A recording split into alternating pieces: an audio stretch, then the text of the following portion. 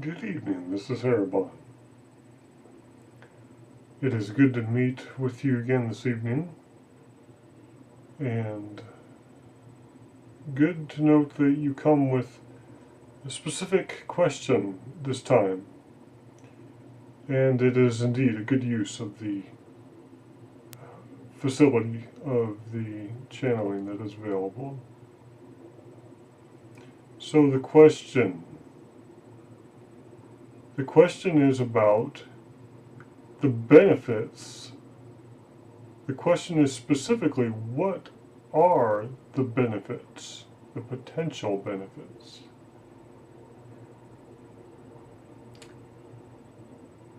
of experiencing fear?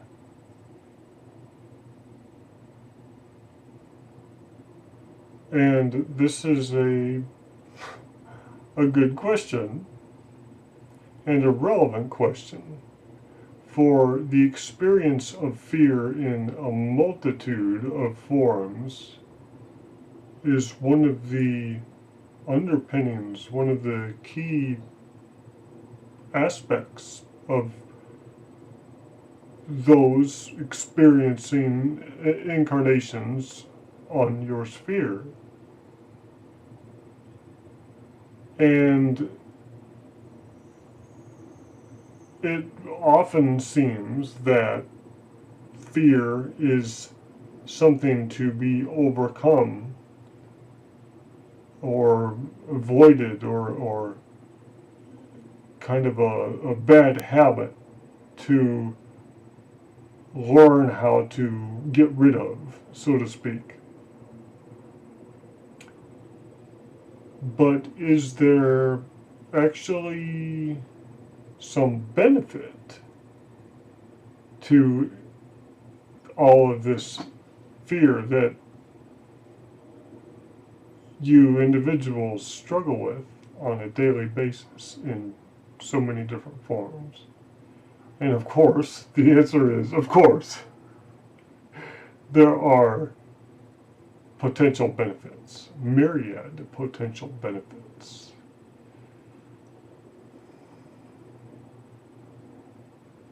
For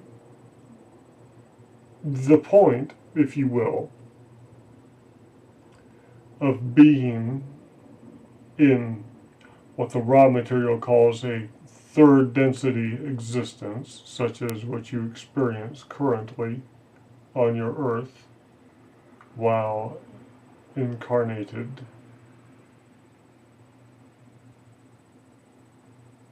The reason you're in such an environment is to experience, again, what the raw material calls catalyst, meaning simply something, things to push against, to coin a phrase from the Betty book.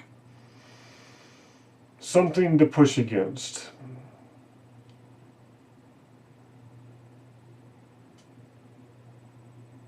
Hurdles, if you will. Punching bags.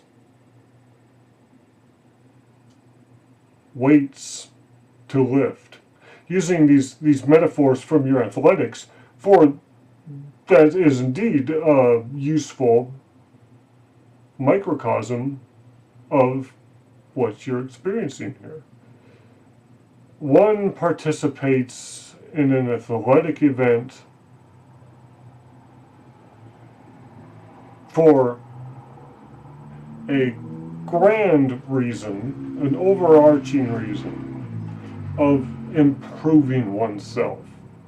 And even more fundamentally than physically improving oneself, improving one's character, making oneself a better person from the experience. So gaining valuable experience in experiencing the struggles of the game.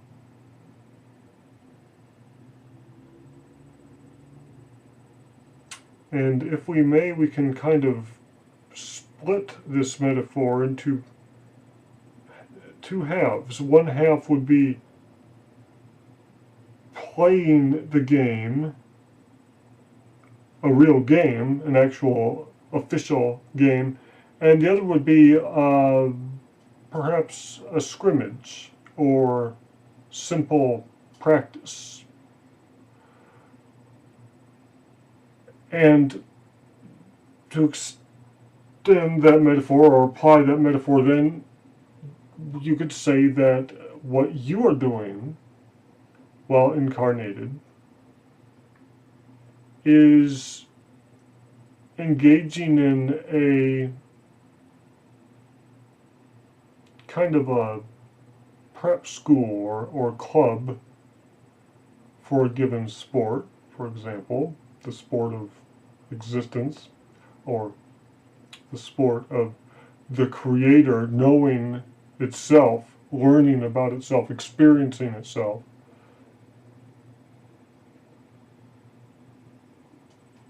If that is the game, then the prep for the game could be viewed as the evolution of individual entities such as yourself. And then these various systems, such as your Earth in third density, experiencing polarization towards service to others or service to self. This can be thought of as the prep school, then, the kind of camp, if you will, designed to hone one's skills, to improve one's ability to play the game, this grand game of knowing the creator, knowing itself. And you entities as a part of that, all of us entities as a part of that, then by extension, it's us knowing ourselves, us knowing or learning about the creator in all other things that we experience, for example. So there are many ways that this metaphor of athletics could be applied, but this one particular way, kind of a peculiar off the beaten pathway that we've been talking about, is viewing things in terms of practice and your experience in terms of practice. And having something to push against is something very familiar in your practice. You have something to push against to get better and better, so that when you play the game,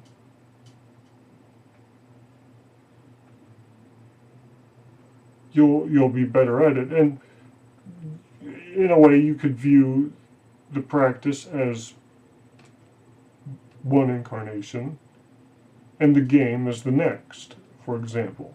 Or even roll all this into one incarnation, one experience. You could say you have practice and actual games kind of tied hand in hand. And so then we can use this simpler analogy, analog, or application of the metaphor of athletics, and simply view this existence as an athletic contest. Perhaps a scrimmage game would even be the best because it incorporates both. Kind of an athletic contest for the purposes of overall making us a better person, improving ourselves. So you have a real contest going on with things to be gained and lost. The possibility of losing provides the substance, this context then for desire to excel, to win. And of course in life it's much more general in a way, but actually more varied. You really end up with all these little experiences in life, day-to-day experiences, and then probably larger experiences that happen now and then. And they all have their own little systems of potential gain and loss and things. So you can start to look at an incarnated experience in a sphere such as yours as this tapestry of complex, interwoven games within games, kind of all these little interwoven systems of potential gain and loss, give and take, push and pull, uh, learning experiences, in some ways kind of pushing against and competing with others, basically playing off of, to use kind of an acting metaphor, playing off of the other actors, the other performers, the other individuals that are also experiencing this, having their own tapestry of experiences. So one of the great interwoven aspects of these experiences is that your overall experience is interwoven with countless other individuals, their individual experiences. So all these tapestries kind of just grow into and out of each other and intersect each other all over the place in an impossibly complex menagerie of topology, you could imagine. So this is the context we're trying to provide here. You are in a system that you're in because of all these insanely valuable experiences that you could call catalysts or something, things to push against, things to experience with potentials for gain and loss and stressors and things to be worked out, choices to be made, kind of this terrain to be navigated. That's why you're here. And one of the great forces that makes it such a valuable place is this potential to lose, this potential for loss, this fear of loss. And loss of what? Well, that completely depends on each individual circumstance. Each one has its own, totally subjective to each individual. Each individual experiencing every circumstance in their lives comes at that circumstance with their own take on their own feel for what is to be gained, what is to be lost, what are the risks, what am I trying to accomplish, what are the dangers, all those kinds of things. And so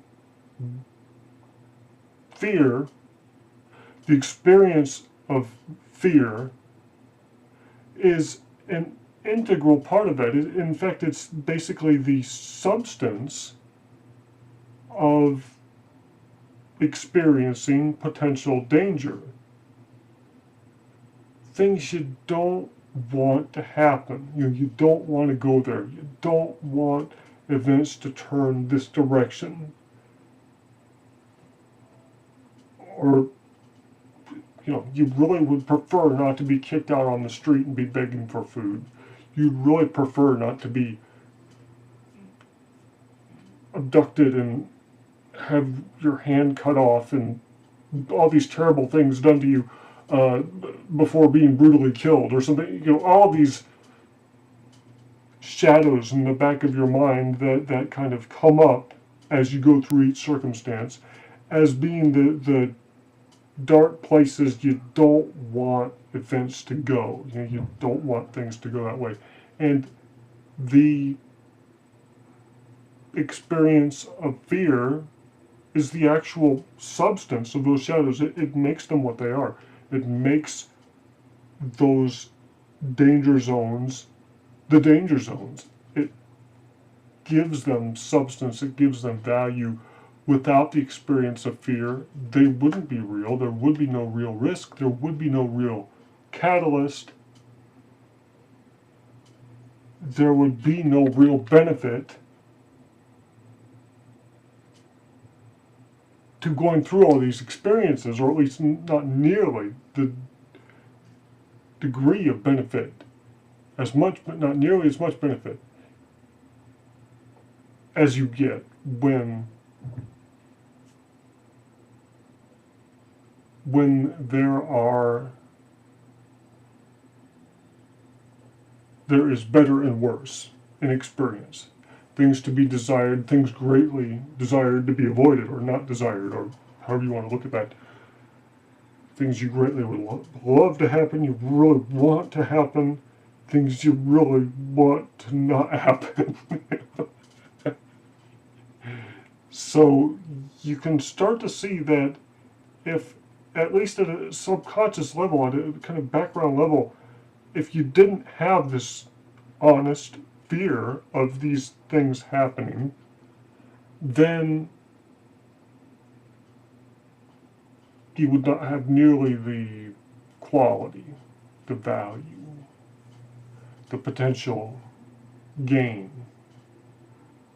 from the experience. So certainly it's a negative, it's something that is kind of an irritant in your experience, and it always seems to detract from things, and it's something you're always trying to answer and deal with in the back of your mind that comes up in response to this or that. And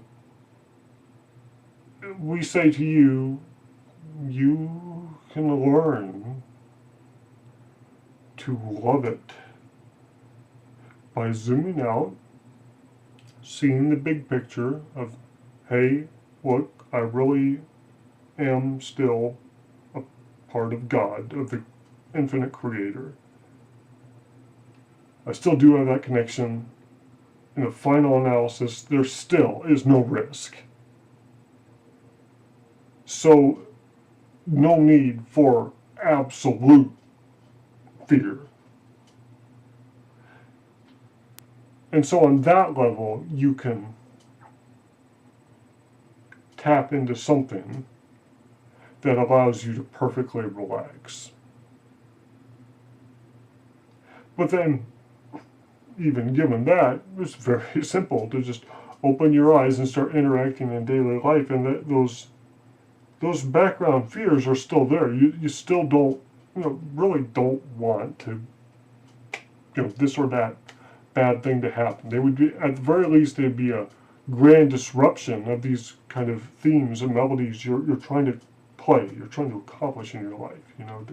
You have kind of these avenues you're going along, and these types of projects and interactions. Just all these events have an envelope, and they kind of have a flow, and kind of like a miniature game. And a lot of these things that you really fear, these pitfalls, they're things that just cut all those things short, take you out of the game, or radically alter the game. If you're laid up for a year in the hospital because every bone in your body was broken or something, it's something that really just everything just grinds to a screeching halt for a while, puts everything on hold, or almost everything, and then you can really, with the big picture, you can start to get some context. You start to get the sense of, yeah, those pitfalls are definitely to be avoided, or things are trying to avoid, but if and when they do happen, it's not the end of the world. Even if it is the end of your world and it's lights out, that kind of thing, it's still, in the grand experience, it's not the end of the big picture. Even if the worst case scenario, you're horrendously, your existence is horrendously terminated, and you're pulled out of this whole incarnation, and it's all over, it's game over, still, then that's, there you go. Yet one more breath in the lifetime of the soul. There goes another one. And here you are. You'll still be here in the grand here. You'll still be going through this process of experience. So the grand picture still rolls on. So it may seem kind of extreme to have to go to such extremes to reach a point where you can still be cognizant of everything that's going on, not be ignoring anything, and still be completely free from fear. And we would just like to portray to you that that's always there, that always is possible for every single one of you at any time to just, if the fear starts to take over, or it's just way too much, or it's just beginning to cloud over everything, you all have that opportunity, that faculty to be able to just zoom out and take a look at the grand scheme of things and say, okay, all things considered, it's not going to be the end of the world, or it's not going to be it's still all going to be good, that kind of a thing. And this can then help you to still benefit from fear, which, as it provides this richness and kind of tangibility and reality, and it serves as a real motivating force, this honest sense of gain and loss and better and worse in your experience. You can still greatly benefit from that without being cowed by it, without shying away from all these opportunities from experience because of the potential pitfalls. So we would like to portray for you just this concept of a healthy existence going through an incarnation such as yours. Yes, you are kind of cut off. You don't have that umbilical cord where you're fully cognizant of your connection with the Creator at all times. There is a forgetting. There is this veil between you and everything else, and that's the benefit of your existence. So it's still kind of the ideal is to have that.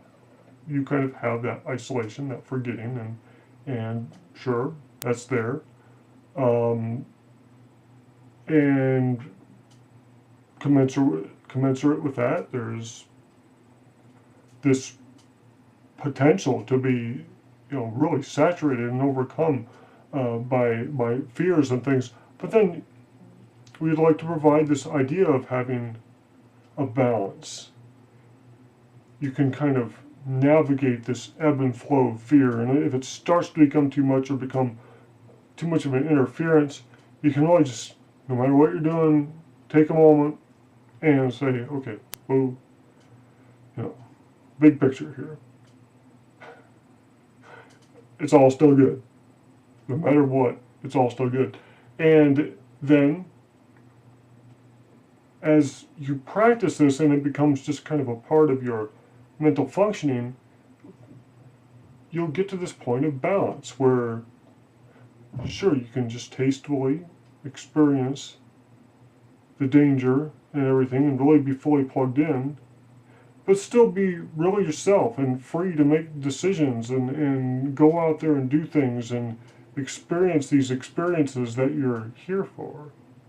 And then even to be a lot more daring, to take more risks and, really go after that individual that was too much pie in the sky as a romantic partner, or there's too much risk of just, things going sour or something. To take those bigger chances, to live a little bit larger, kind of have a bit more extreme game of potential gain and loss, and have more extremes, more richness in your life experience, and to really get a lot more beneficial experience out of it, and get a lot more polarization towards this will, this really strong will, this love of life, this élan vital, to be full of this gusto, this passion for what you really want, for this love of the divine that you find yourself getting connected with again and again in these great positive experiences that come along. So we would like to say, yes, there are many potential benefits from fear.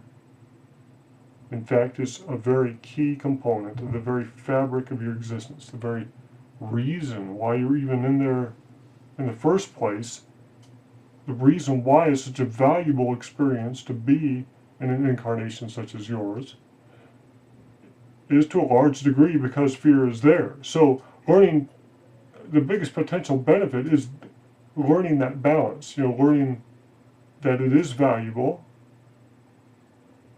that it is to be valued, but that it is also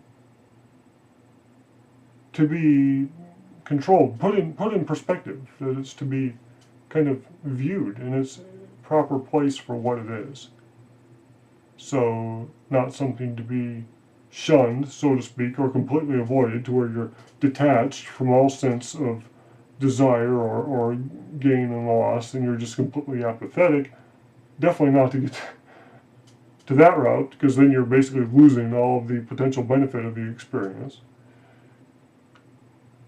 So, really appreciating it for what it is, allowing it to give you the richness of experience that your experience can potentially provide without it taking over to the point where you're afraid to partake in the experience, basically.